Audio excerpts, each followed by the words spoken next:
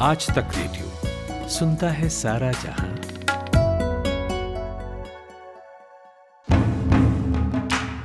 हमारे देश के नॉर्थ ईस्ट में एक राज्य है मणिपुर। महाभारत में इसका जिक्र मनलूरा राज्य के तौर पर मिलता है। इस एपिक में लिखा है कि यह राज्य समुद्र किनारे महेंद्र पर्वत के पास बसा है। आज इसे हम ईस्टर्न घाट कहते हैं। पुरानी कहानी कहती है कि अर्जुन ने मणिपुर में चित्रांगदा से शादी की थी। आज की कहानी ये है कि वही मणिपुर जल रहा है और जिनकी जिम्मेदारी आग बुझाने की है वो बयान खेल रहे हैं। मणिपुर के वायलेंस की बैकग्राउंड स्टोरी बहुत उलझी हुई है। कुछ तो इसलिए क्योंकि इसमें कई स्टेक होल्डर्स हैं और कुछ इसलिए भी कि हम लोग ज़्यादातर नॉर्थ ईस्ट से बेखबर रहने के आदी हैं। आज हमने पढ़ाकू नितिन में दावत दी कौशिक डेका को। कौशिक एग्जीक्यूटिव एडिटर हैं इंडिया टुडे मैगजीन के और एडिटर हैं इंडिया टुडे नॉर्थ ईस्ट के।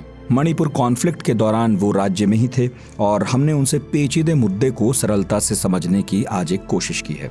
तो पढ़ाकू नितिन में कौशिक डेका से पूछेंगे, मणिपुर की पॉलिटिकल हिस्ट्री क्या है? मणिपुर की भौगोलिक स्थिति इस कॉन्फ्लिक्ट को बढ़ाने में कैसे योगदान देती है? कुकी कौन है? नागा कौन है? मैतेई कहां से आए? क्या इस कॉन्फ्लिक्ट में कोई रिलीजियस एंगल भी है? क्या इस कॉन्फ्लिक्ट में नशे का एंगल भी है? और क्यों ये कहा जा रहा है कि मणिपुर का कॉन्फ्लिक्ट एक सिविल वॉर है? मैं हूं नितिन ठाकुर और ये है पढ़ाकू नितिन।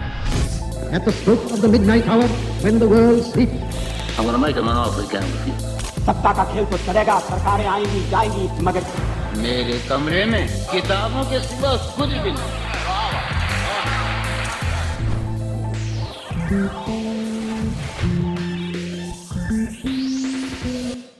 बहुत बहुत स्वागत है कौशिक सर। नमस्कार।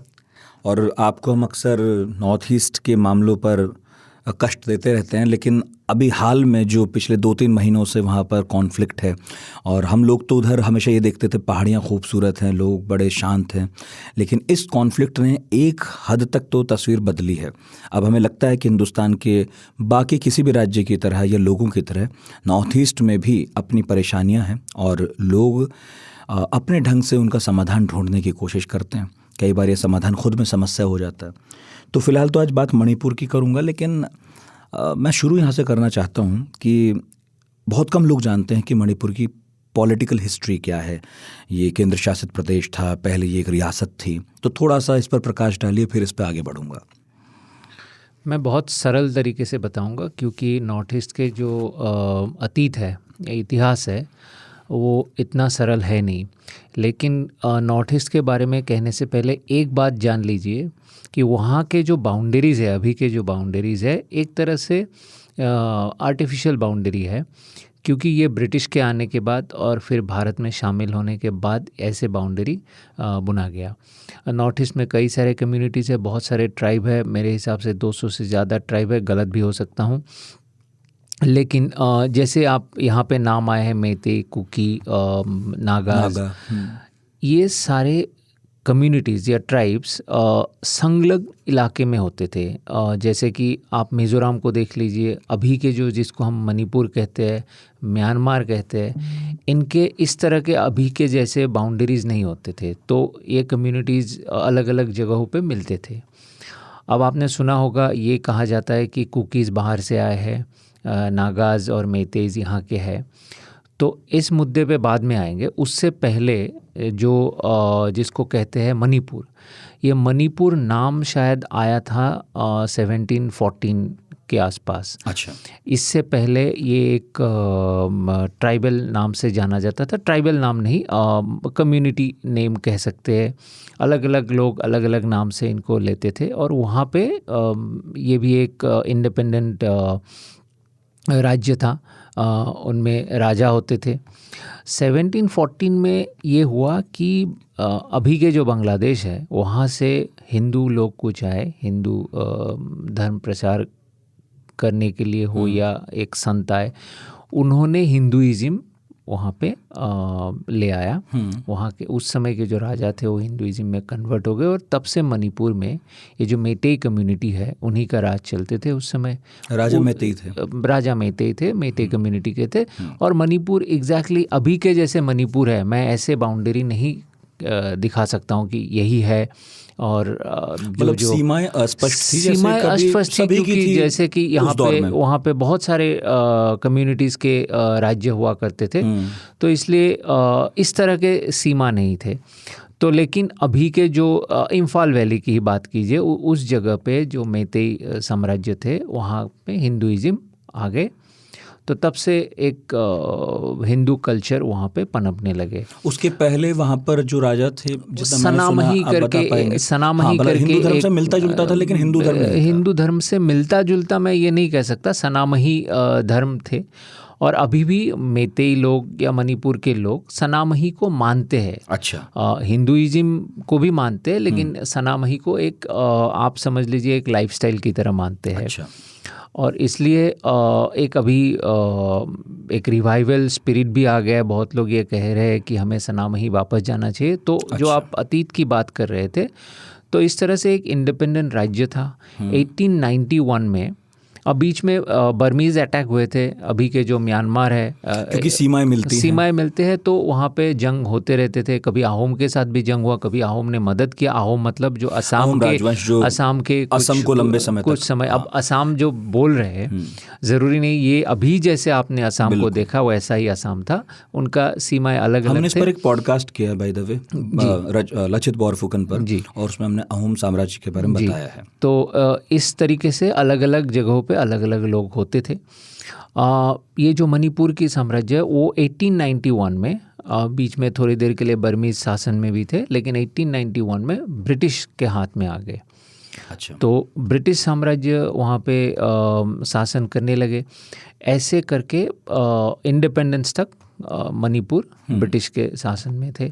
मणिपुर में एक राजा हुआ करते थे, अभी आपने नाम सुना होगा, चुराचांदपुर राजा हुआ करते थे जी। अभी वहाँ पे कुकी राज है, लेकिन चुराचांदपुर एक मेइतेई राजा था।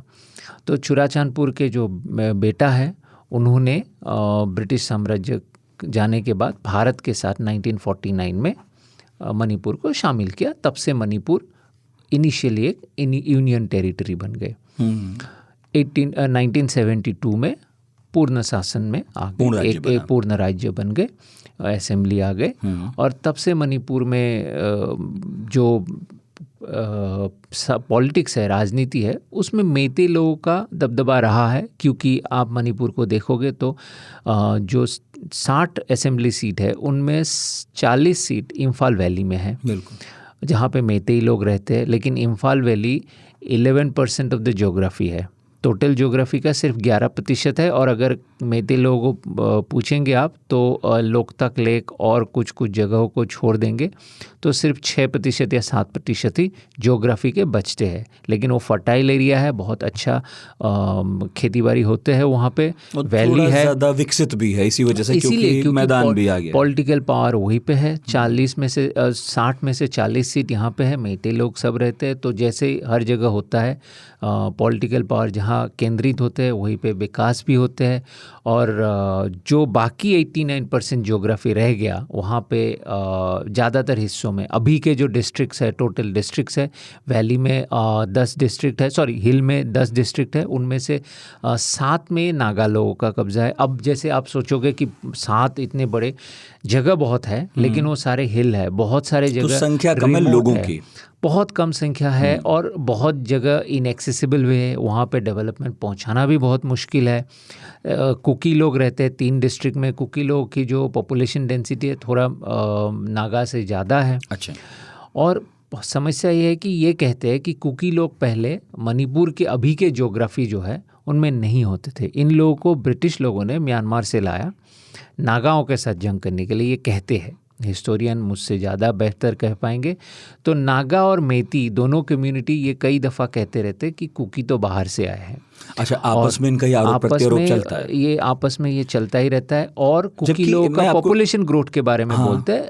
आप मणिपुर जाएंगे तो सभी यही बोलेंगे कि ये लोग तो सिर्फ 1% थे 1901 में, अब ये लोग 16% हो गए, और बहुतों का कहना है 16% से भी ज़्यादा है। और अब ये कहते हैं कि ये तो बाहर से आए ही है, अब ये लोग तो अब अपने हो गए कुकी लोग। जैसे मेरे एक इंटरव्यू में बीरेन सिंह मणिपुर के मुख्यमंत्री, उन्होंने कहा कि कुकी भाई तो जो यहाँ रह रहे वो मेरे अपने हैं, लेकिन इलीगल इमिग्रेशन हो रहा है, अभी भी म्यांमार से आ ही रहे हैं और यही लोग ड्रग ट्रैफिकिंग करते हैं, आर्म्स स्मगलिंग करते हैं और बहुत सारे करते हैं, ये आरोप है। अब कितने इलीगल इमिग्रेंट्स आए हैं, अगर सरकारी आंकड़े लेंगे तो 2000 कुछ है, लेकिन मणिपुर के हर लोगों का कहना है कि बहुत सारे आके हिल्स में, कुकी एरियाज़ में पॉपुलेशन बढ़ गए। ये एक तनाव की बात हो चुकी है और ये ज़मीन हड़प रहे हैं। सिर्फ हिल्स में ही नहीं, धीरे धीरे वो आगे बढ़ रहे हैं फुट हिल्स की तरफ, क्योंकि कुकी लोग जूम कल्टीवेशन करते हैं और आपको पता होगा जूम कल्टीवेशन में बाद में जलाया दिया जाता है।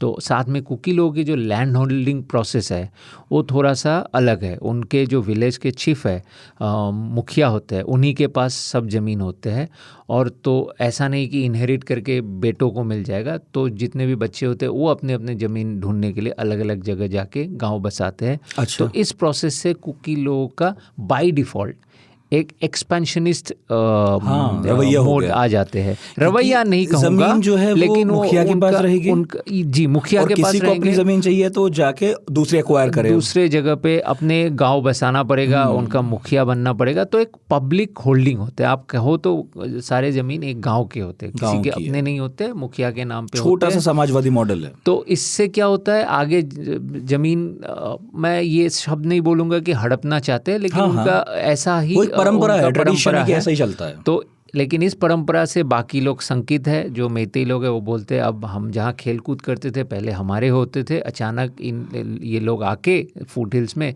कब्जा कर गए। जैसे बहुत लोग मुझे छुराचांदपुर के पॉपुलेशन दिखा रहे हैं कि देखिए यहाँ पे 2001 में कुछ 33,000 थे, और 2011 में 1991 में कुछ 33,000 से 2001 में 1 लाख कुछ बढ़ गए, 1,31,000 कुछ ऐसा हुआ, मुझे आखिरी याद नहीं, लेकिन ऐसे दिखाते हैं कि बहुत सारा पॉपुलेशन ग्रोथ हो रहा है। अब ये इसकी सत्यता तो सेंसस करने पे और प्रॉपर डिटेक्शन पे और इन्वेस्टिगेशन करने पे ही होगा, पता चलेगा। लेकिन यही एक तनाव की बात है। तो मणिपुर के पॉलिटिक्स के बात करें, जो आप पॉलिटिकल हिस्ट्री की बात करें, स्वाधीनता के बाद से, स्वतंत्रता के बाद से मैतेई लोग ही डोमिनेट कर रहे हैं। ठीक है, लेकिन 2 बार नागा सीएम भी बने हैं। हाँ, वहीं धीरे धीरे एक करके आ रहा था, क्योंकि इसमें बहुत सारे नाम ऐसे शामिल हैं जो आमतौर पर लोगों को आज तक पता नहीं थे।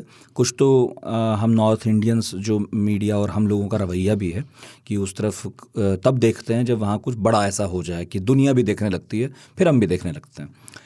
तो आपने जो जिक्र किया मैतेई का, तो वो हमें समझ में आता है कि वो एक लंबे समय से यहीं रहने वाले लोग थे। कुकी के बारे में कुछ लोग कहते हैं कि इज़राइल से और यहूदियों के किसी एक सेक्ट से उनका आना पहले हिंदुस्तान की तरफ हुआ, फिर वो चीन की तरफ गए, फिर वो म्यांमार की तरफ गए, फिर यहाँ आए। नागा जो बार बार आप जिक्र कर रहे हैं, इनके बारे में भी ये सुनने में आता है कि ये भी मैतेई से पुराने तो नहीं हैं यहाँ पर, ये भी बहुत बाद में आए। ये कौन लोग हैं? देखिए, नागा एक तो आपको नागालैंड में मिलेगा, नागा मणिपुर में भी है, मणिपुर के जो हिल रीजन है। तो ये नहीं कह सकते कि ये कम पुराने हैं। जैसे मैंने शुरुआत में ही कहा था कि यहाँ के जो ज्योग्राफी है वो हम यहाँ से बाउंड्री के हिसाब से देख रहे हैं कि ये नागालैंड है, ये मणिपुर है, ऐसे स्पष्ट नहीं थे। तो ये ट्राइब्स और ऐसे भी एक नोमैडिक नेचर होते हैं और रिमोट एरिया होते हैं, इतने दुर्गम होते हैं, वहाँ पे बसना भी बहुत मुश्किल होते, एक ही जगह पे टिक के भी नहीं रहते, हंटिंग कम्युनिटी भी बहुत होते। तो यहाँ से उधर होते हैं। तो इसका मतलब ये नहीं कि ये यहाँ का नया है, ये वहाँ का पुराना है। तो क्योंकि वो तो लगातार चल रहे हैं। उनके लिए ये जो ज्योग्राफिकल बाउंड्री या पॉलिटिकल बाउंड्रीज बहुत मायने नहीं रखते हैं। बहुत सारे वहाँ पे रिमोटेस्ट एरिया में शायद ये पता भी नहीं होगा कि भारत के मुख्य प्रधानमंत्री कौन है। हाँ, तो शिक्षा की भी कमी है। बिल्कुल। तो इसलिए जिस धारणा से हम जीते हैं, जो पॉलिटिकल कॉन्सेप्ट से हम जीते हैं, ज़रूरी नहीं सबको पता हो। तो नागा के बात यह है। अब देखिए, जो NSCN है, जिनका मुखिया है आइजैक मुइवा, वो एक टांगखुल नागा है।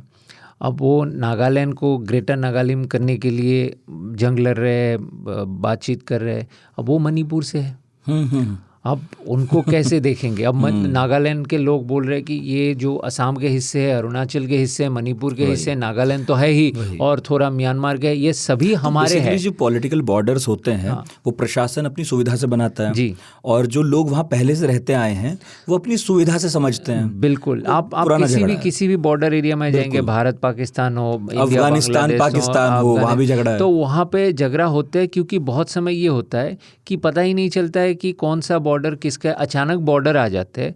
लोग तो जैसे पुराने ज़माने के लोग होते हैं, रिश्ते सभी होते हैं और ऐसे एरियाज कम डेवलप्ड होते हैं और इसमें जीवन धारा हमारे जैसे नहीं होते हैं, तो इसलिए मूवमेंट की बहुत ज़रूरी होती है। अब आप दिल्ली में या कोलकाता में या बॉम्बे में घर बना के बहुत आराम से रह सकते हो, बसे रह सकते हैं। वहाँ पे आपको सब कॉन्सेप्ट पता है कि कौन सा एरिया क्या है, हर जगह नहीं होता है। इन लोगों को वीज़ा के कॉन्सेप्ट भी नहीं है और वहाँ पे आप बहुत समय तक तो शासन देखेंगे नहीं, आपको शासक तभी मानेंगे, चेहरा भी नहीं पता चलेगा जी, आपको शासक तभी मानेंगे ना कि आप कुछ दे रहे हो, आप उनके लिए कुछ कर रहे हो। शासन का तो कोई नमूना उन्हें मिलता ही नहीं है। सही बात। बहुत समय तो इसलिए मैं कह रहा था क्योंकि अभी हाल में जो बयान आए नागा लीडर्स के कुछ और कुकी लीडर्स के, तो वो एक दूसरे को भी बाहर का बता रहे थे। अभी जो झगड़ा हमें देखने को मिल रहा है वो कुकी और नागा का तो नहीं दिखता, वो तो मैतेई बनाम कुकी या मैतेई बनाम नागा और कुकी ज़्यादा है। तो ये बताइए, शेड्यूल ट्राइब में केवल मैतेई ही नहीं है, कुकी और नागा तो हैं। तो ये जो झगड़ा है, मैंने कुछ लोगों को सुना जो वहाँ के जानकार है, वो कहते हैं देखिए ज़मीन का है, कुछ कहते हैं देखिए वहाँ जिस तरह नशे की खेती हो रही है ये उसका है, और कुछ का कहना है कि दिल्ली से दिखता नहीं है मणिपुर ठीक से, दरअसल वहाँ बहुत सारी चीज़ें हैं और सब मिलजुल कर ऐसी हो गई कि आज ये नौबत आई है। थोड़ा ये बताइए मुझे कि मुझे पता है कई तरह की समस्याएं, एक एक करके बताइए हुआ क्या है, प्रॉब्लम। मैं पहले आपको पूरे नॉर्थ ईस्ट के समस्या बताता हूँ। नॉर्थ ईस्ट का समस्या ये है, दिल्ली से दूर है ज्योग्राफिकली और कल्चरली भी बहुत अलग है, ठीक है। और वहाँ पे जो बाउंड्रीज़ क्रिएट हुए हैं वो एक प्रॉब्लमेटिक बाउंड्रीज़ है स्टेट के आपस में, और even with in the state बहुत सारे बाउंड्रीज़ बहुत दिक्कत देते हैं क्योंकि लोगों को उस तरह से समझ नहीं है। दूसरी तरफ वहाँ पे डेवलपमेंट बहुत कम हुआ है। जो और सबसे इम्पोर्टेंट बात है, नॉर्थ ईस्ट को दो ऐसे नेबर मिले हैं, मैं पॉलिटिकल नेबर बता रहा हूँ कि पॉलिटिकल बाउंड्री के हिसाब से, एक म्यांमार है, एक बांग्लादेश है। बांग्लादेश से असम के लिए लोग आते हैं, इलीगली एंटर करते हैं, वो एक समस्या है। और म्यांमार से लोगों से भी ज़्यादा दो चीज़ें आते हैं, नशे की सामग्री और इलीगल हथियार। ये जो हथियार है और नशा है, ये दोनों ही नॉर्थ ईस्ट के ज़्यादातर स्टेट्स के, लगभग सभी स्टेट्स के एक समस्या है।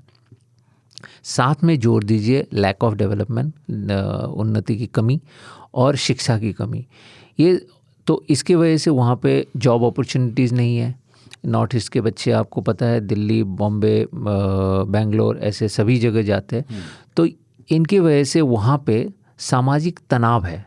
रिसोर्सेज जब कम होते हैं तो जितने भी रिसोर्सेज मिलेंगे उन पे तनाव होंगे। लैंड एक रिसोर्स है, ज़मीन है, तो इनको लेके सारे कम्युनिटीज़ आपस में लड़ते रहते हैं। उसमें डाल दीजिए पॉलिटिक्स। जब तनाव होते हैं, किसी भी तरह का डिवीज़न होते हैं, तो पॉलिटिशियंस क्या करते हैं, उस डिवीज़न में ज़्यादा खाद देते हैं ताकि वो पोलराइजेशन हो, वो उनको फ़ायदा दे। तो अभी जो हो रहा है, सिंपल तरीके से देखा जाए तो ठीक है, बीरेन सिंह जी ने एक मुहिम छेड़ा था ड्रग्स के खिलाफ और इलीगल आर्म्स और इलीगल एनक्रोचमेंट इन फॉरेस्ट लैंड। अच्छे मुहिम थे। कौन कर रहा था एनक्रोचमेंट? अब हिल्स में जो लोग रहेंगे वही करेंगे। अब ये कुकी लोग कह रहे हैं जिनको आप अभी प्रोटेक्टेड फॉरेस्ट कह रहे हो, इनमें हम बरसों से रह रहे हैं। मैं आपसे रोक के यही सवाल पूछना चाह रहा था, ये नागा या मैतेई वाली समस्या तो नहीं है जो आपने ये वाली बताई, कम से कम कि उन्हें ना लैंड एक्वायर करनी होती है यदि अपनी लैंड चाहिए। एक वक्त आया जब सारी ज़मीन को प्रशासनिक तरीके से बांट लिया गया, ये सरकार की है, ये लोगों की है, ये फॉरेस्ट का लैंड, ऐसा है ना। तो ये समस्या कोई अभी की तो है नहीं, ये तो पुरानी होनी चाहिए, क्योंकि अगर कोई परंपरागत ढंग से कुकी वहाँ पर रह रहे हैं तो नई लैंड एक्वायर करने के लिए तो वो लंबे समय से जद्दोजहद कर रहे होंगे, वो कह रहे होंगे हमें स्टेट्स के नियम नहीं मानने, हम तो करेंगे, ऐसा नहीं है क्या? नहीं, ऐसा नहीं है। जिन जिन इलाके में ये समस्या हुए, जो प्रोटेक्टेड फॉरेस्ट कहा जाता है, तो बहुत साल पहले एक रूल बना था और उसके बाद कॉन्स्टिट्यूशन में ये है कि 371C है मणिपुर में, जिसमें हिल एरिया में कोई भी चेंजेस करना हो तो वहाँ के हिल काउंसिल के एक कमेटी बनना होता है, उनके अप्रूवल चाहिए, ये सब कानून है। तो ये कंट्रोवर्सी है। बीरेन सिंह सरकार ने उस कानून को तवज्जो नहीं दिया और जो प्रोटेक्टेड फॉरेस्ट है वहाँ से इलीगली एविक्ट करना शुरू किया लोगों को। अब देखिए, उनके आंकड़े कहते हैं कि लगभग 160 मेते फैमिली एविक्ट हुए हैं और सिर्फ 69 कुकी फैमिली एविक्ट हुए हैं। तो उनका कहना है कि हम कुकी को ही टारगेट नहीं कर रहे, हम फॉरेस्ट लैंड को खाली कर रहे हैं। ठीक उसी तरह जैसे हम बहुत सारे, उन्होंने एरियल सर्वे किया, बहुत सारे पहाड़ियों में ये पॉपी कल्टीवेशन हो रहे हैं, उनको ठीक करे। और ये बात जान लीजिए, नॉर्थ ईस्ट के सारे स्टेट्स में ड्रग एक बहुत बड़ी समस्या है। जैसे असम में मुहिम चल रहा है, त्रिपुरा में चल रहा है, ड्रग्स के खिलाफ सरकारी मुहिम चल रहा है। और ये भी देखने को आया है जब से बीजेपी सरकार आए सारे स्टेट्स में, तब से ये थोड़ा ज़्यादा हो गया। वजह कुछ भी हो सकता है, वजह पॉलिटिकल भी हो सकता है, लेकिन वार ऑन ड्रग्स जो कहते हैं वो सारे बीजेपी सरकार चला रहे, बीरेन सिंह ने भी शुरू कर दिया और पब्लिक सपोर्ट भी मिला। लेकिन समस्या तब होता है जब एक मुहिम चला के आप किसी पर्टिकुलर कम्युनिटी के बारे में बोलते रहते हैं। जैसे असम में ड्रग्स के खिलाफ जब कार्रवाई होते हैं तो मुख्यमंत्री हिमंत बिस्वा शर्मा अक्सर मुस्लिम लोगों के नाम लेते हैं। उसी तरह बीरेन सिंह जी ने डायरेक्टली इनडायरेक्टली कुकी लोगों को टारगेट नहीं किया, बट आप इंडिकेटिव बात करेंगे तो ऑलरेडी पब्लिक लोगों ने संदेश ले लिया। ऑलरेडी मेते के बीच में ये पब्लिक परसेप्शन है कि सारे कुकी इन्वॉल्व है। ये भी सच है क्योंकि कुकी एरियाज में ही ज़्यादा जो म्यांमार से आने वाले रूट है, ड्रग रूट है, तो इन्वॉल्वमेंट होंगे और गरीबी भी वहाँ ज़्यादा है। मतलब उनकी बिना सहमति के होना थोड़ा कठिन है उनके लोगों अगर गरीबी नहीं होता तो शायद वो लोग ड्रग कुछ और करते, इन्वॉल्व नहीं होते। तो ये बहुत सारे बातें इतनी सरल नहीं है, मिलके एक परसेप्शन हो गया था कि कुकी लोग ज़्यादातर ड्रग्स, आर्म स्मगलिंग और इलीगल एनक्रोचमेंट, मतलब ये भी जुड़ गया। पहले तो ये जुड़ गया कि वो एक्सपेंशन करते हैं, साथ में वो नैरेटिव भी चल रहा है, वो सब भी था, और ये भी वो इलीगल इमिग्रेंट्स है। तो ये सब मिला के साथ में ये जो तड़का लग गया, पॉलिटिकल तड़का लग गया, एक मुहिम छिड़ गया, तो कुकी लोगों ने सोचा कि अब हमारे खिलाफ बहुत ही सिस्टमेटिक तरीके से गवर्नमेंट टारगेट कर रहे हैं हमें।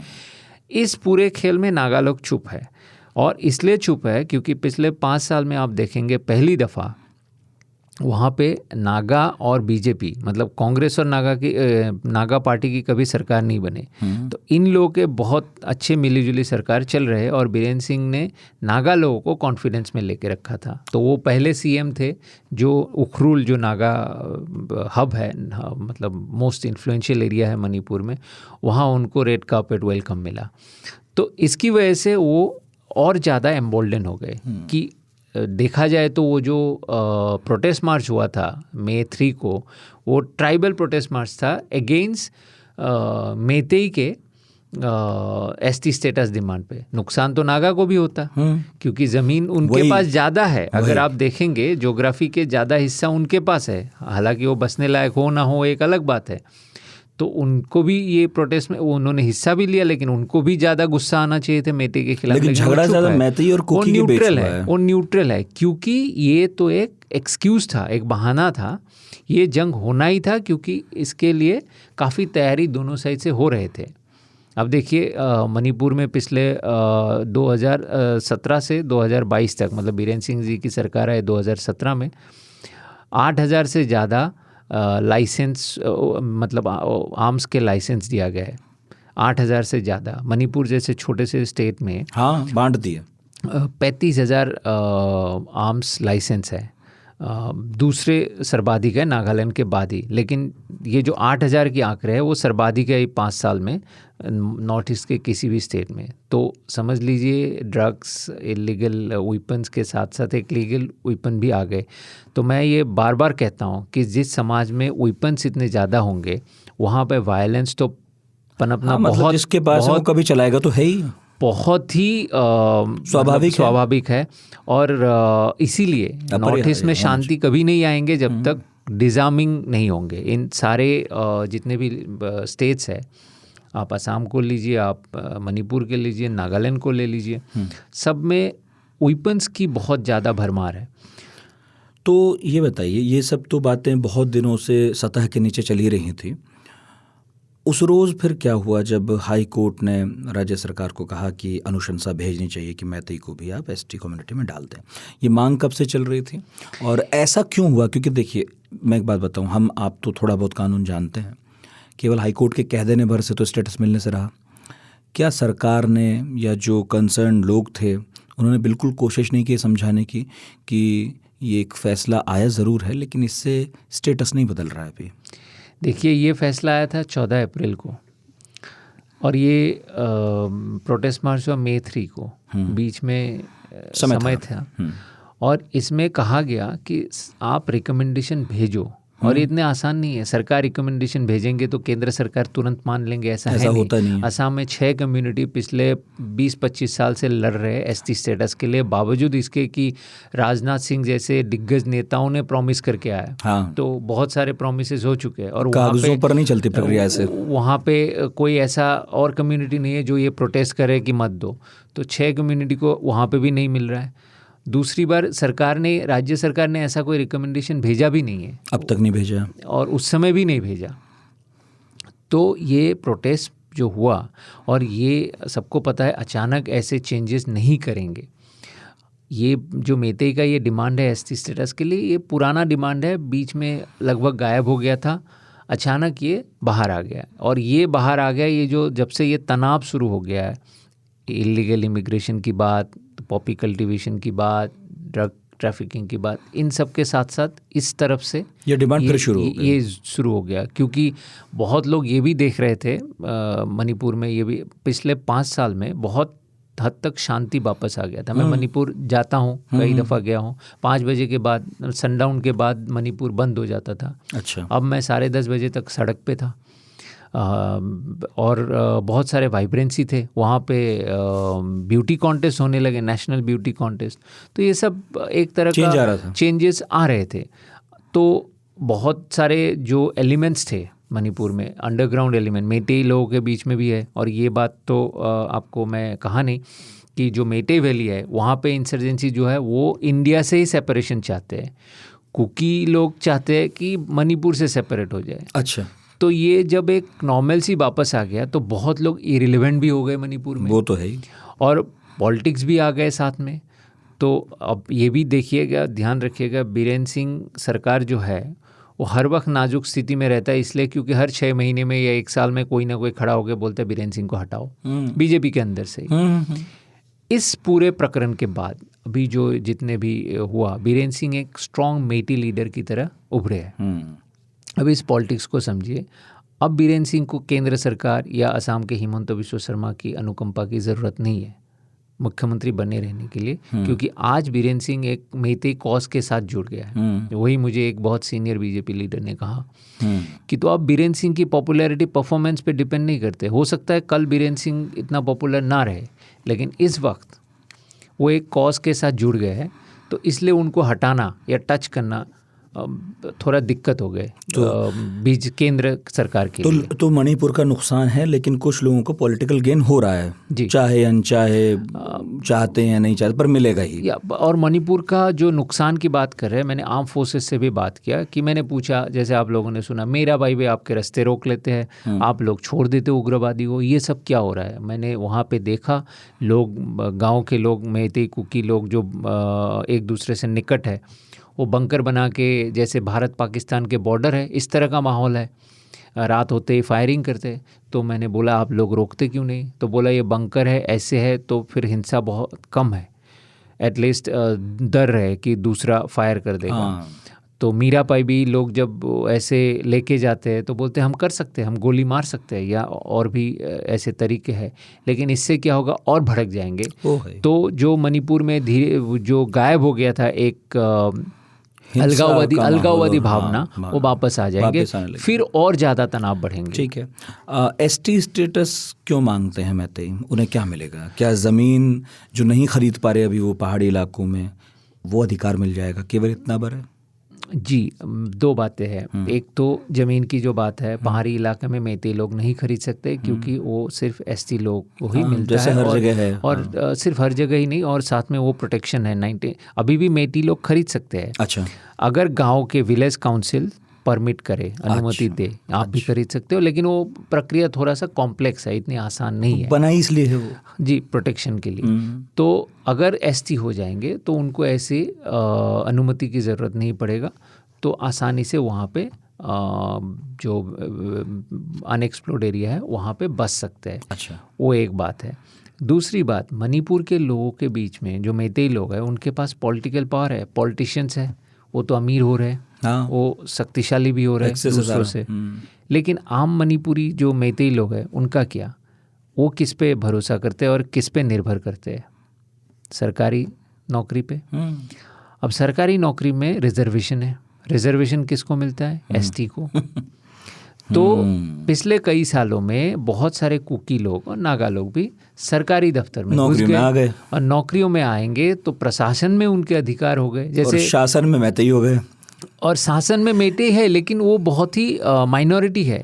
माइनॉरिटी इसलिए है, जो भी पॉलिटिशियंस होते हैं वो तो एक स्मॉल सेक्शन ऑफ सोसाइटी होते हैं, जो आम जनता है वो तो सरकारी नौकरी के लिए वो तो वही उम्मीद सीख करते करेंगे। हैं। हाँ। तो वो जब डेली जो डीसी के पास जाएंगे या उससे नीचे की कोई अधिकारी के पास जाएंगे, वो अगर कुकी मिले तो छुपता है। वही अभी जैसे हिंसा जब हो रहे थे 3 मई को, उस समय मणिपुर के डीजीपी एक कुकी थे, उनको हटाया गया बाद में, वो एक अलग बात है। तो ये एक तनाव बढ़ गया, ये सब भी प्रॉब्लम बढ़ा तो इन सब के वजह से मेती लोगों ने, कुछ मेती लोगों ने सोचा ठीक है एसटी स्टेटस ही ले लेते, सब बराबर हो जाएंगे, या फिर हमारी इस डिमांड से वो जो हिल में प्रोटेक्शन है वो हट जाएंगे। वो हटेगा, क्योंकि ये ज़मीन ले नहीं सकते और जिन्हें एसटी का स्टेटस ऑलरेडी प्राप्त है, जैसे नागा और कुकी, वो कहीं भी जाके ले सकते हैं। और वो ये कह रहे हैं कि अगर मैतेई को भी आप एसटी बना ही दोगे तो फिर तो हम वैसे भी ख़त्म हो जाएंगे, क्योंकि हमारे पास एक्सेस तो वैसे भी नहीं है। तो 40 जगहों से तो ये जीत के आते हैं, 60 में से। इन लोगों का कहना है कि यही एक ज़मीनी प्रोटेक्शन हमारे पास था, अब खत्म हो जाएगा। सब कुछ लाइन ख़त्म हो जाएंगे, जो हम दोनों के बीच में एक डिवीज़न था, सही, वो ख़त्म हो जाएंगे। तो ये लोग तो यहाँ पहुँच जाएंगे तो हमें दबा लेंगे। वही एक सवाल और है कौशिक जी, और ये बहुत सारे लोगों ने पैरेलली सोशल मीडिया पर बहुत उछाला है। धार्मिक एंगल इसमें क्या है? धार्मिक एंगल है, 1962 में मणिपुर के जो पॉपुलेशन थे उनमें अगर मैं गलत नहीं हूँ तो 60% से ज़्यादा हिंदू पॉपुलेशन थे और क्रिश्चियन पॉपुलेशन थे 19%।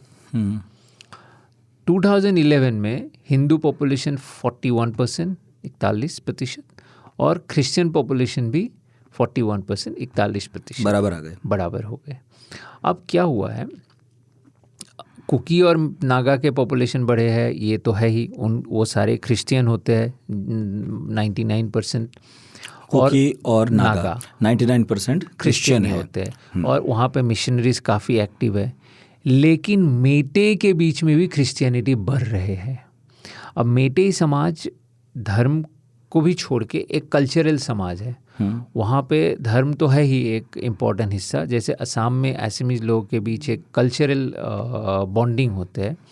आप असम के असमीज लोग और मेते लोगों में एक बात ध्यान रखिएगा, वो हिंदू हो मुसलमान हो, उससे भी ऊपर वो असमीज और मेते ही होते हैं। ठीक है, वो एक बहुत वही कल्चरल जो बॉन्डिंग है, लैंग्वेज और कल्चरल बॉन्डिंग वो स्ट्रॉन्गर होती है, बहुत ज़्यादा मजबूत है। तो इसलिए बहुत लोग ये समझ नहीं पाते, जो असम और असमीज और बांग्लादेशी के जो जंग है वो धार्मिक हिसाब से देखते हैं, लेकिन असल में वो सबसे ज़्यादा रेड फ्लैग है उनके भाषा, जो असमीज और बांग्ला। तो इसी तरह पाकिस्तान वाला था, वो बांग्ला भाषी थे, वो उर्दू भाषी थे, पंजाबी थे, बंगाली थे। तो इसी तरह ये इस्लाम तो एक ही था। इसी तरह तो असम ये मेते समाज में धीरे धीरे जब ये चर्चेस की आगमन होने लगे तो वो कल्चरल बॉन्डिंग में थोड़ा दिक्कत आने लगे, और जो नए क्रिश्चियंस होते हैं वो थोड़ा ज़्यादा एग्रेसिव होते हैं। हाँ, तो इसकी वजह से वो तनाव बढ़ने लगे। और ये कब से शुरू हुआ? ये समझ लीजिए पिछले 20-30 साल में अब एग्जैक्टली मिशनरीज मजबूत पिछले 20-30 साल में हुआ जी। तो इसके वजह से चर्चेस बहुत आने लगे। अब चर्चेस का कल्पना ऐसे मत कीजिए कि जैसे गोवा में होते हैं, इतने बड़े बड़े नहीं, लेकिन किसी भी गांव में 2-3 आ जाएंगे। जैसे छोटे छोटे मंदिर होते हैं, छोटे छोटे चर्चेज आ गए जी, वो आ गए। और इनके जो ज़्यादा रिजिड हो गए क्रिश्चियन लोग, उनके अलग होने से जो एक कल्चरल बॉन्डिंग में थोड़ा तनाव आ गया।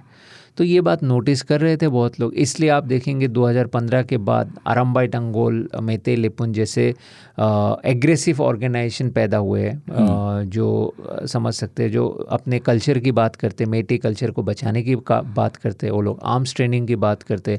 हालांकि मेते समाज वो कहते ही है, पहले ब्रिटिश आने के पहले ब्रिटिश आने के पहले उनमें मैंडेटरी सोल्जर बनना ज़रूरी होता था। अच्छा। 18 से लेके 45 तक, शायद एज मेरा गलत हो सकता है, बट मतलब लड़ाकू समुदाय ऑलरेडी रहा है। हाँ, मार्शल तो बोल देते हैं लोग। उनको जैसे इजराइल में मैंडेटरी मिलिट्री ट्रेनिंग की ज़रूरत है, यहाँ पे सोल्जर बनना ज़रूरी होता था। वो ब्रिटिश ने बंद कर दिया, बोला कि ये तो बॉन्डेड लेबर है, क्योंकि उसमें कोई वेतन नहीं होता था। हाँ। तो ब्रिटिश ने तो अलग वजह से किया, लेकिन वजह ये दिखा है। तो वही कल्चर वो वापस लाने की कोशिश कर रहे हैं कि मेते सभ्यता संस्कृति को बचाना है। इसमें क्रिश्चियनिटी एक इम्पैक्ट आ गया, और क्योंकि सारे कुकीज़ इस समय क्रिश्चियन है, लेकिन लड़ इसलिए नहीं रहे कि ये हिंदू और क्रिश्चियन है, लड़ एथनिक बेसिस पे है। अभी भी जो लड़ाई है वो एथनिसिटी पे है। हाँ। लेकिन सोशल मीडिया में मणिपुर के बाहर के जो लोग हैं, वो मेते क्योंकि हिंदू है, वो वहाँ पे भी एक हिंदू आइडेंटिटी ढूंढ रहे हैं। तो उन्होंने ढूंढ लिया कि उन्हें सपोर्ट करना है, इसलिए क्योंकि ये तो क्रिश्चियन है या ये हिंदू है, मैं सपोर्ट करूंगा। क्रिश्चियन है, बाहर के क्रिश्चियन है, वो भी वही काम कर रहे हैं। जैसे केरल के किसी बिशप ने कमेंट किया, ज़रूरी नहीं था ऐसा कमेंट करना। वो दोनों कम्युनिटी इसलिए नहीं लड़ रहे क्योंकि वो हिंदू और क्रिश्चियन है। जैसे असम और असमीज और बांग्लादेशी का कॉन्फ्लिक्ट इसलिए नहीं है कि वो हिंदू और मुस्लिम है। तो ये बात समझना बहुत ज़रूरी है। यही मैं बोलना चाह रहा था कि हमने ये देखा कि अलग अलग लोगों का अलग अलग तरह से हस्तक्षेप है इसमें, लेकिन क्या कोई इंटरनेशनल एंगल भी है? जैसा आपने कहा भी कि भाई म्यांमार भी जुड़ा हुआ है, चाइना का भी उधर हिसाब किताब है, और बांग्लादेश भी है। तो क्या इस तरह की अनस्टेबिलिटी को बढ़ाने में किसी तरह की कोई आप अंतर्राष्ट्रीय दखल भी देखते हैं, और सरकार भी मानती है? अभी की बात नहीं, चाइना का वहाँ पे हस्तक्षेप बहुत पहले से ही है। हाँ, क्योंकि वो बॉर्डर एरिया है, पूरे नॉर्थ ईस्ट बॉर्डर में है। चाइना का अरुणाचल को लेके हमारे साथ तनाव है ही, और साथ में क्योंकि ये बॉर्डर एरिया है तो ये हस्तक्षेप तो रहेंगे ही। ऐसे जब भी ऐसे मामले सामने आते हैं तो उन लोगों के लिए आसान हो जाते हैं सारे। जैसे कि असम के परेश बरुआ है, उल्फा के नेता, कहा जाता है वो चाइना में ही है, चाइनीज़ मदद मिलते हैं। तो उस तरह म्यांमार तो बहुत पहले से ही जितने भी नॉर्थ ईस्ट के इंसर्जेंट ग्रुप्स होते हैं वो म्यांमार में ही होते हैं, ट्रेनिंग वहीं पे होते थे। तो म्यांमार आर्मी ने कई दफ़ा भारत सरकार के कहने पे सर्जिकल स्ट्राइक का भी जिक्र आया था। वो सब होते रहते हैं, लेकिन खेल पैसे का है। हाँ, हर जगह। तो आर्म्स देखिए, इंसर्जेंट ग्रुप्स का मतलब क्या है? उनको आर्म्स चाहिए, अस्त्र शस्त्र चाहिए, तो खरीदेंगे। जब आपको खरीदार मिलेंगे, वो चाहे इंसर्जेंट ग्रुप हो या किसी के मिलिट्री हो, क्या फ़र्क पड़ता तो है? बेचेंगे। हर कोई अपना इकोनॉमी या बिजनेस ही देखेंगे। तो यहाँ पे अर्थनीति ही ये सारे चीज़ें डिटरमाइन कर रहे हैं। क्योंकि ये जो ड्रग ट्रैफिकिंग है, ये ड्रग ट्रैफिकिंग क्यों होता है? खरीदार है, पैसा है, खरीदारी बहुत हेवी अमाउंट है। और ये भी सच है कि नॉर्थ ईस्ट में ड्रग ट्रैफिकिंग इसलिए भी ज़्यादा हो रहा है क्योंकि हर स्टेट के पॉलिटिशियन इन्वॉल्व है। यहाँ तक कहा जाता है कि आप किसी भी मेती से पूछेंगे कि एक वजह तो असम राइफल्स है, क्योंकि असम राइफल्स को ये जो ड्रग्स के पैसे आते हैं वो उसके कट मिलते हैं, वो इसलिए कुकी लोगों को थोड़ा बैक करते हैं इस जंग में। वो बायस्ड है और असम राइफल्स कुकी लोगों के साथ है। जैसे में कुकी लोग कहते हैं कि बीरेन सिंह के सरकार मेती लोगों के साथ है। अब इनके कोई तथ्य प्रमाण कोई नहीं दे सकता, आरोप है, तो ये आरोप है दोनों साइड से ही। लेकिन ये बात सच है कि सिस्टम के जो शासन के सिस्टम है, जितने लोग भी इन्वॉल्व है, उनके कहीं ना कहीं अगर सहयोग नहीं होंगे तो ये ड्रग ट्रैफिकिंग हो या इलीगल आर्म्स स्मगलिंग हो, ऐसे धंधा पनप ही नहीं सकते। ठीक है, बिल्कुल पॉडकास्ट के अंत की तरफ है। आप वहाँ लगातार थे, मैं देखता रहा, आप बार बार जाते रहे हैं, वहाँ लगातार रहते भी हैं। ये बताइए, जो शर्मनाक घटना हुई, वीडियो आया, मतलब ऐसी तो कितनी हुई होंगी, ये वीडियो आ गया तो लोगों को ज़्यादा पता चल गया, संवेदनशील हो गए लोग अचानक, जबकि हुआ तो जाने क्या क्या होगा। अभी भी मैं बहुत सारे लोगों को, जो थोड़े ठीक लोग हैं लेकिन विश्लेषण कर रहे हैं, ये कहते, मतलब बचते हैं वो कहने से कि पहला हमला किसने किया, पहले कॉन्फ्लिक्ट कहाँ से शुरू हुआ होगा, वो तो एक जलसा चल रहा था। आप वहाँ जितने समय से हैं, देख रहे हैं हर पक्ष को, आप ये थोड़ा बताइएगा, ये जो हिंसा है, मैं थोड़ा इस पर बात करना चाहता हूँ, किन इलाकों में ज़्यादा है, कौन समुदाय ज़्यादा इसमें शामिल हो गए हैं, किस तरह के लोग इसमें ज़्यादा शामिल हैं, ये गुटबंदी है क्या, या अचानक से ऐसे ही एक रैंडम भीड़ है क्या? इस हिंसा के बारे में थोड़ा बताइए। रैंडम भीड़ तो नहीं है। हिंसा में शुरुआत किसने किया ये बताना नामुमकिन है पत्रकार के लिए, क्योंकि सारे सबूत नहीं मिलेंगे और इस समय इस तरह का इन्वेस्टिगेशन करना ऐसे भी मुश्किल है, बहुत मुश्किल है। अगर नीयत साफ़ हो तो सरकार ये पता लगा सकता है किसने किया है, लेकिन मुझे नहीं लगता ये कभी पता लगेगा। लेकिन नीयत दोनों पक्ष का ही गलत था, इसीलिए हिंसा भड़के। दोनों पक्ष मेतई हो या कुकी हो, दोनों ही इसमें बराबर के हिस्सेदार है।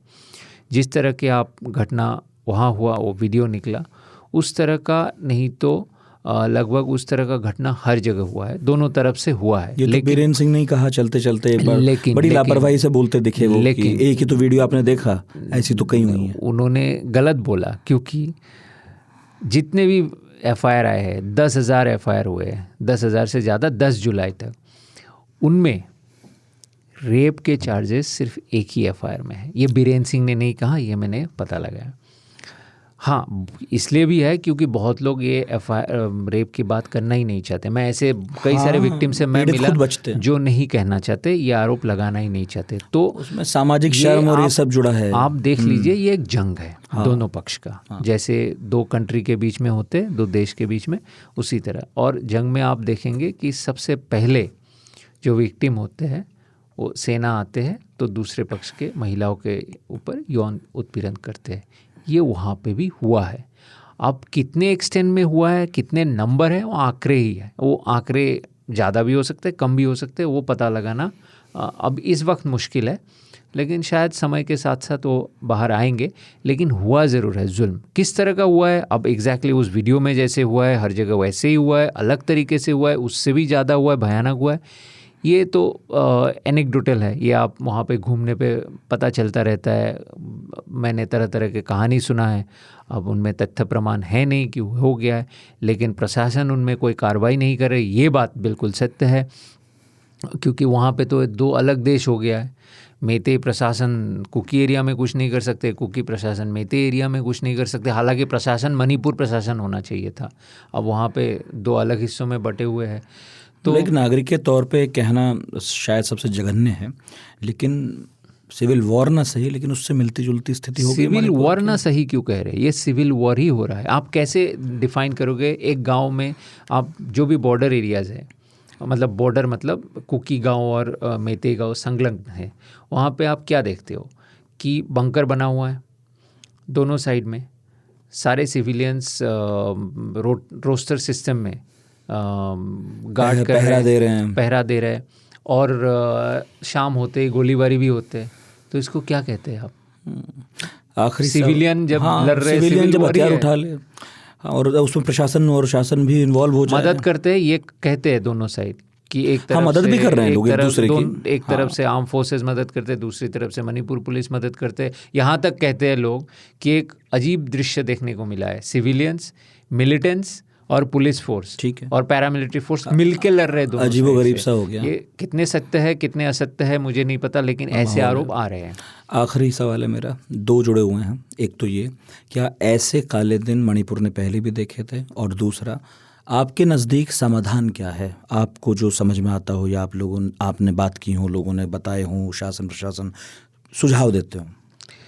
ऐसे दिन देखे हैं, इससे ज़्यादा कैजुअलिटी हुए हैं, मृतक ज़्यादा पाए गए थे जब नागा और कुकी के बीच में हुआ था 1993 में। तो उसके बाद भी एक कुकी और एक कम्युनिटी के बीच में हुआ था, वहाँ पे भी काफ़ी लोग मरे थे। वहाँ पे 350 से ज़्यादा लोग मरे थे, बहुत बेघर भी हुए थे। तो समाधान की बात किया जाए तो बहुत मुश्किल है। मुझे कोई इमीडिएट समाधान दिखाई नहीं दे रहा है। समाधान के लिए जाना पड़े तो मैं एक ही बात कहूँगा, नीयत साफ करके केंद्र और राज्य सरकार को एक काम सबसे पहले करना पड़ेगा, उसके बिना होगा नहीं।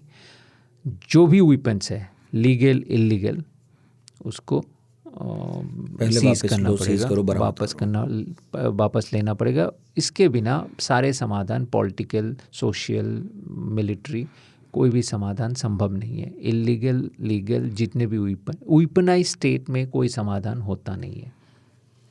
बहुत बहुत शुक्रिया कौशिक जी, और उम्मीद है कि इस तरह की रिपोर्टिंग फिर ना करनी पड़े, ना देखना पड़े। बिल्कुल बिल्कुल। जो आप लोग वहाँ पर जान जोखिम में डालकर कर रहे हैं, ऐसा लगता है सब कोई खतरे में मणिपुर में। आपके मुंह पे सरस्वती माँ बैठ जाए इस समय।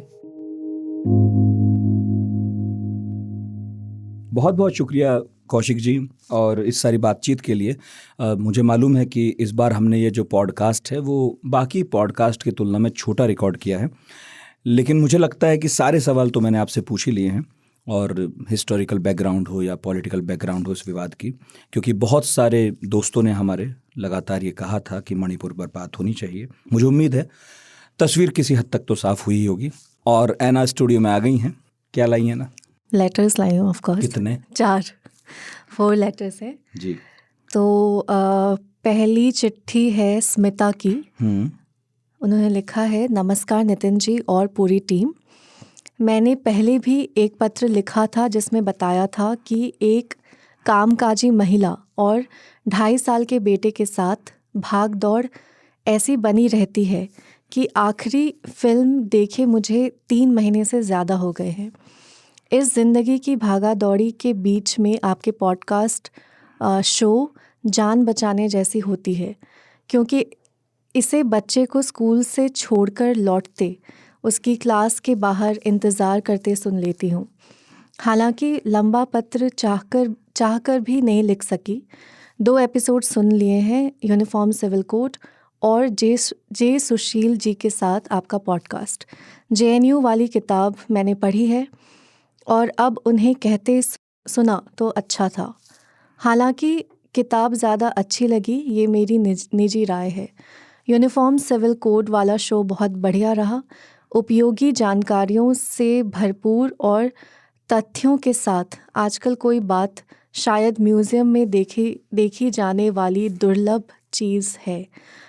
यूनिफॉर्म सिविल कोड वाले शो की सबसे उपयोगी बात है, जिसे हम सबको अपने जान पहचान के लोगों को बताना चाहिए, कि एक रूपता न्याय का पैमाना नहीं है। जो एक समान हो वो सबके लिए न्यायपूर्ण होगा। ये कहना और मानना या तो धूर्तता है या मासूमियत। Thank you so much Smita. और ये जो पॉडकास्ट था इस पर भी बहुत सारे लोगों ने कहा था कि इस पर बात होनी चाहिए, क्योंकि कॉमन सिविल कोड को लेकर या यूनिफॉर्म सिविल कोड को लेकर बहुत सारी बातें आ रही थी। अच्छा लगा जानकर कि आप अपने इतने व्यस्त समय में से भी टाइम निकाल लेती हैं और इस पॉडकास्ट को सुनती हैं। और जे सुशील को लेकर भी आप ही जैसे लोगों ने कहा था कि उनको लेकर आना चाहिए। तो मुझे लगता है कि JNU से और अमेरिका में जो उनकी यूनिवर्सिटी है उससे जुड़ी बहुत सारी बातें आपको सुनकर अच्छी लगी होंगी। आगे भी लिखती रहिएगा। ठीक है, छोटा ही सही, लेकिन आपने इस बार तो लंबा ही लिखा वैसे लेकिन छोटा ही सही, आगे भी ख़त लिखिएगा। और वरना तो ये जो पढ़ाकू पार्टी ग्रुप है वहाँ मैसेज ड्रॉप कर दीजिए या वॉइस मेल दे दीजिएगा, तो भी हम शामिल कर लेंगे। आगे बढ़ें ऐना जी। हाँ जी, तो दूसरा लेटर है विशाल श्रीवास्तव का। वो लिखते हैं, सर सबसे पहले तो इस धमाकेदार एपिसोड के लिए आप समेत आपकी समूची टीम को बहुत बहुत बधाइयाँ। साथ ही मेरे प्रश्न को पॉडकास्ट में शामिल करने हेतु आपको बिग थैंक्स। सर, इस एपिसोड के साथ एक बहुत सुखद जर्नी का अनुभव हुआ। हर बार की तरह आपके अगले एपिसोड का इंतज़ार रहेगा।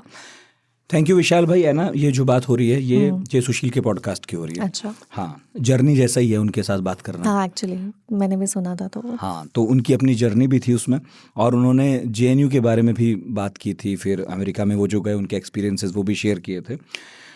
तो वो जब बोलते हैं तो सच में लगता है हाँ, कि मुझे भी सफ़र एक्चुअली किया बहुत जाए। रिकलेक्ट हुआ क्योंकि मैंने भी इंग्लिश में ग्रेजुएशन किया है। अच्छा, तो वो जो बताने भी की ज़रूरत थी नहीं, तुमने हिंदी में तो वैसे भी नहीं किया हाँ है। मतलब वो तो खैर स्पेसिफाइड ही है already, but still to reiterate.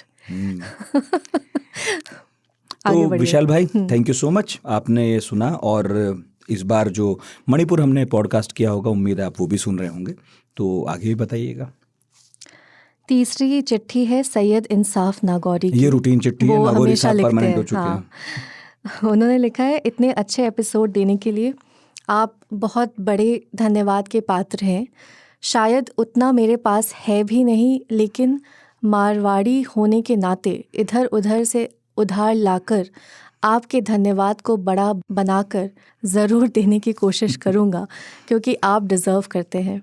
बहुत दे देंगे इकट्ठा करके, मैं रखूँगा कहाँ, जगह भी कम है। हाँ, बहुत अच्छी गहरी बचपन, युवा और एक्सपीरियंस से लबरेज जानकारियाँ और जे सुशील भाई का सेंस ऑफ ह्यूमर वास्तव में काबिले तारीफ़ है। आपने मेरे सवाल को भी शामिल किया था और चिट्ठी को भी शामिल किया, इसके लिए भी आपको बहुत बहुत बड़ा वाला धन्यवाद। हाँ, तो नागौरी साहब, ऐसा है कि अगली बार भी आपको धन्यवाद देना ही पड़ेगा क्योंकि आपकी चिट्ठी फिर शामिल हो गई है। बिल्कुल। तो आप लिखते रहिए, हम शामिल करते रहेंगे, और सवाल ज़रूर भेजिएगा, क्योंकि मज़ा तभी आता है जब ये एहसास हो कि हम जो बात कर रहे हैं वो कोई सुन भी रहा है और उसमें आपकी दिलचस्पी भी है। तो आज के पॉडकास्ट में ज़रूर ये हुआ कि सवाल नहीं ले सके, लेकिन अगली बार का वादा है, ज़रूर लेंगे। तो लास्ट मैसेज है गौतम कुमार का। उन्होंने लिखा है, बहुत अच्छा रहा नितिन सर, शानदार बातें हुई, सहजता से हुई, मज़ा आया। और पॉडकास्ट के अंत में जो आपने कहा कि सुशील सर के पहले पॉडकास्ट में किताबों के नाम लोग लिखने लगे, तो वास्तव में मैं आपको बता दूं कि इस पॉडकास्ट के बाद मैंने कई विद्वानों के नाम नोट किया और आज फुर्सत में यूट्यूब पर सर्च कर उसको सुना भी। मेरा सवाल आपने लिया और सबसे पहले लिया, इसके लिए तहे दिल से शुक्रिया। बहुत शुक्रिया गौतम जी, और सवाल तो भेजते ही रहिएगा। हाँ, नोट मैंने भी किए थे, ये बात सच है, और जब भी उनसे बात होती है वो 2-4 नए नाम या 2-4 किताब या विद्वानों के नाम बताते ही हैं। बाद में उन्हें ढूंढ कर सुनना इत्मीनान से, वो अलग ही आनंद है। तो बहुत शुक्रिया कि ये पॉडकास्ट इस मायने में सफल रहा कि वो आए, आपने नाम नोट किए और बाद में उन्हें अपने अपने स्तर से ढूंढा और सुना भी। तो थैंक यू, और आज के बारे में भी बताइएगा कैसा लगा है पॉडकास्ट। बाकी तो ऐना जी, बहुत बहुत शुक्रिया आपका। Thank you Nitin. और मैं ये बता दूं कि आपके लिए ये सारी लेटर्स निकालना बहुत कठिन था मेरे लिए, बिकॉज इतने सारे विशेज़ आए थे आपके लिए, क्योंकि आपका बर्थडे है आज, कोइंसाइड कर रहा है आपके एपिसोड्स के साथ, तो बहुत सारे विशेज़ थे। तो उसके लिए अगर आपको कुछ बोलना है तो आप बोल सकते हैं। बस यही बोलना है, बहुत बहुत शुक्रिया। केक तो खा लिया दोस्ती बनी आपने। रहे, ये खतो खिताबत का सिलसिला चलता रहे, ऐना जी ऐसी कोई आती गिफ्ट रहे। मांगना है तो मांग सकते हैं। वैसे यही बहुत बड़ा गिफ्ट है कि लोग हमें सुन रहे हैं। अच्छा, 1.5 घंटे देना आसान बात नहीं है इस ज़माने में। असली बात बोलिए आप। यही असली बात है। तो बहुत बहुत शुक्रिया आपका, बहुत बहुत शुक्रिया है ना। Thank you. और प्लीज़ बताइएगा ये पॉडकास्ट कैसा लगा radio@aajtak.com पर। इसके अलावा पढ़ाकू पार्टी दोनों व्हाट्सएप ग्रुप हैं, प्लीज़ ज्वाइन कीजिए। अगर आप उसमें हैं तो उसमें थोड़ी सी जो है हलचल बढ़ाइए, कभी सवाल भेजिए, कभी तारीफ, कभी आलोचना। तो अपना ख्याल रखिए, अगले हफ्ते फिर मुलाकात होगी पढ़ाकू नितिन में। आज तक रेडियो सुनते रहिए।